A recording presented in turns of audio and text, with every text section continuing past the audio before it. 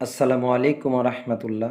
আলহামদুলিল্লাহ, যাবতীয় প্রশংসা আল্লাহর জন্য, শান্তি অবতীর্ণ হোক আল্লাহ রাসূলের উপর সাল্লাল্লাহু আলাইহি ওয়াসাল্লাম।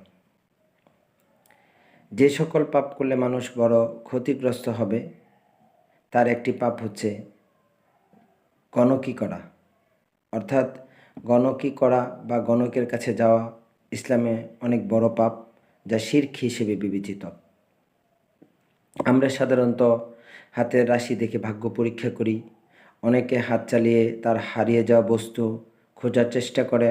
অনেকে টিয়া পাখির মাধ্যমে তার ভাগ্য বা ভবিষ্যতে কী আছে তা জানার চেষ্টা করে, অথবা গণকের নিকট গিয়ে তার হারিয়ে যাওয়া বস্তু তালাশ করে, যা ইসলামে শিরক হিসেবে বিবেচিত। আমরা অনেক সময় দেখা যায় মোবাইল ফোনে বিভিন্ন অ্যাপসের মাধ্যমে বিভিন্ন গাড়ি, বিভিন্ন প্রাণীর ছবির মাধ্যমে আমাদের ভবিষ্যৎ কেমন হবে তা জানার চেষ্টা করি। এগুলো আসলে ইসলামে নিষিদ্ধ এবং শিরক হিসেবে বিবেচিত। হাফসা রাদিয়াল্লাহু বলেন, আল্লাহ রাসূল বলেছেন, যে ব্যক্তি কোনো গণকের নিকট যাবে এবং তাকে কোনো কথা জিজ্ঞেস করবে, তাহলে আল্লাহ তাআলা তার 40 দিনের কোনো সালাত বা ইবাদত কবুল করবেন না। আবু হুরায়রা রাদিয়াল্লাহু এবং হাসান রাদিয়াল্লাহু বলেন, নবী করিম সাল্লাল্লাহু আলাইহি সাল্লাম বলেছেন, যখন কোনো ব্যক্তি কোনো গণক বা জ্যোতিষীর নিকট গেল এবং তার বলা কথা বিশ্বাস করলেন, তাহলে সে যেন আল্লাহর রাসূলের উপর নাজিলকৃত কোরআন মাজিদকে সম্পূর্ণভাবে অস্বীকার করলেন। তাহলে গণকের কাছে কি যাওয়া এবং গণককে কোনো কিছু জিজ্ঞেস করা, এগুলো ইসলামে অনেক বড় পাপ এবং শিরক হিসেবে বিবেচিত।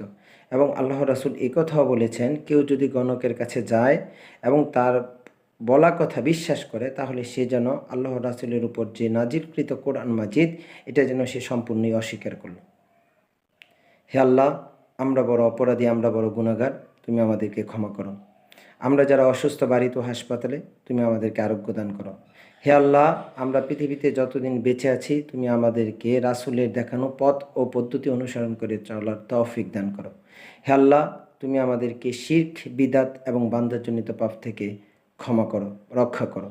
হে আল্লাহ, আমরা যতদিন বেঁচে আছি, তুমি আমাদেরকে শিরক থেকে মুক্ত হওয়ার তৌফিক দান করো।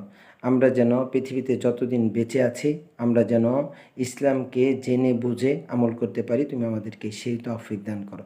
সুবহানাকা আল্লাহুম্মা রাব্বানা ওয়া বিহামদিক, আশহাদু আল্লা ইলাহা ইল্লা আনতা আস্তাগফিরুকা ওয়া আতুবু ইলাইক। আসসালামু আলাইকুম ওয়া রাহমাতুল্লাহ।